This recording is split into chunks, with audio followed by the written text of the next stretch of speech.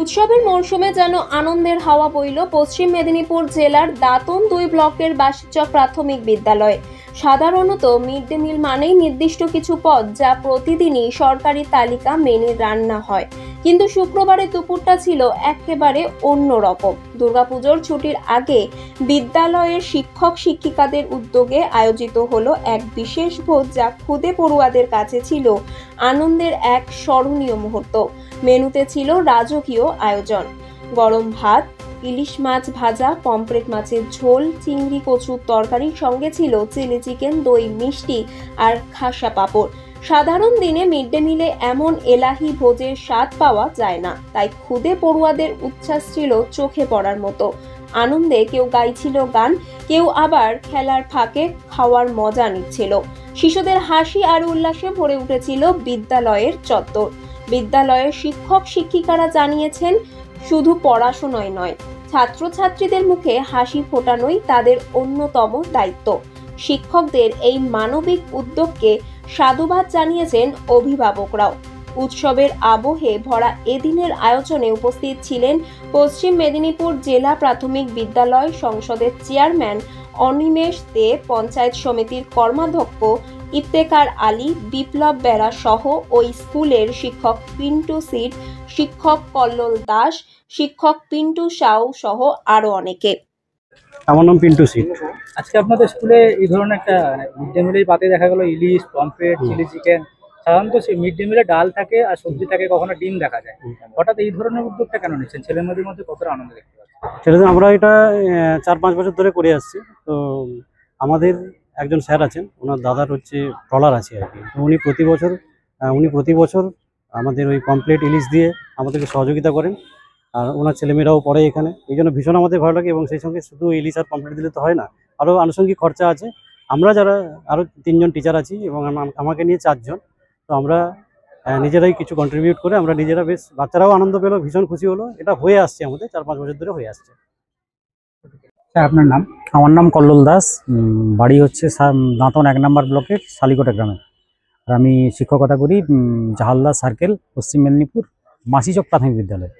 Sir, আজকে স্কুলের ছাত্রছাত্রীদের জন্য ইলিশ উৎসব করলেন। সাধারণত স্কুলের মিড ডে মিলে বেশ ডাল ভাত থাকে, একটা সবজি থাকে, কিন্তু আপনারা স্কুলের ছেলে মেয়েদের ইলিশের স্বাদ দিলেন আজকে। কি বলবেন ব্যাপারটা নিয়ে? বলা বলতে আমরা বিগত কয়েক বছর ধরেই এটা করে আসছি, মানে ইলিশ উৎসব এই সময় বৃষ্টিকালের পরে এই সময়টা আমরা করে আসি। কারণ ইলিশটা অ্যাকচুয়ালি মাছেদের মধ্যে সব থেকে দামি মাছ, দুষ্প্রাপ্য হয়ে যায়, সবার বাড়িতে যোগান দেওয়া সম্ভব হয়ে ওঠে না। অতএব আমরা তাই চেষ্টা করি, আমরা যেহেতু এখানে নিম্ন মধ্যবিত্ত ফ্যামিলির বাড়ির ছেলেমেয়েরা, অতএব ওদের পক্ষে সম্ভব হয়ে ওঠে না, তাই আমরা চেষ্টা করি যে বাচ্চাদের নিয়ে স্কুলে একটা ইলিশ উৎসব করার জন্য। এটা আজকে নয়, এটা বিগত কয়েক বছর ধরে আমরা করে আসছি। আর এটা ওই পুজোর আগেই আমাদের মোটামুটি হয়, এরকমই হয়। কতজন ছাত্রছাত্রী? আমাদের ১১৪ জন ছাত্রছাত্রী, মোটামুটি সবাই কম বেশি উপস্থিত হয়েছে। মেনুতে কি রেখেছিলেন? মেনু ছিল স্যালাড, তারপরে ফ্রাইড রাইস, চিলি চিকেন, সাদা ভাত, ইলিশের তেল ঝাল, ডাল, কচুর চিংড়ি, মানে যেটাকে সাউথ চিংড়ি বলা হয়, চাটনি, দই, মিষ্টি, পাঁপড় ইত্যাদি। এই উদ্যোগটা আপনারা কেন নেন? না, এটা আমরা নিজেরা খরচা করেই করি। মানে মিড ডে মিলের অ্যাকচুয়ালি যে বরাদ্দ রয়েছে তাতে করে এইসব খাওয়া দাওয়া করানো সম্ভব হয় না। তাতেও আমরা প্রত্যেক মাসে ছোটোখাটো একটা অনুষ্ঠান, আমাদের চিকেন হয়, ২বার করে চিকেন হয়, ডিম হয় ৪বার করে, সপ্তাহে ১বার করে ডিম হয়, ওগুলো হয়। তাছাড়াও আমরা নিজেরা কন্ট্রিবিউট করে এই অনুষ্ঠানগুলো করি। বছরে আমরা ২-১টা করি। আমরা ট্যুর করি, বাচ্চাদের নিয়ে এডুকেশনাল ট্যুর আমরা করে আসছি কয়েক বছর ধরে। এটা আছে, সাংস্কৃতিক অনুষ্ঠান হয়, এগুলো ভীষণ খুশির খবর। মানে অ্যাকচুয়ালি তো বাংলায় বিদ্যালয়গুলোতে বাচ্চারা এত খুশিতে আছে, এত আনন্দে আছে। আমাদের মানে মুখ্যমন্ত্রী স্কুলগুলোর প্রতি এত সুনজর রেখেছেন। আমি বাচ্চাদের বলছিলাম যে একটা ক্লাসরুমে ঢুকলে আমরা বুঝতে পারি না কে গরিবের সন্তান, আর কে কৃষকের সন্তান, আর কে ডাক্তারের সন্তান, কে ইঞ্জিনিয়ারের সন্তান। মুখ্যমন্ত্রী প্রত্যেককে এক পোশাক, এক ব্যাগ, এক জুতো, এক জামা, বই খাতা দিয়ে তাদের প্রত্যেকের একটাই পরিচয় করে দিয়েছেন, তারা বাংলার আগামী দিনের কাণ্ডারি, তারা ছাত্রছাত্রী।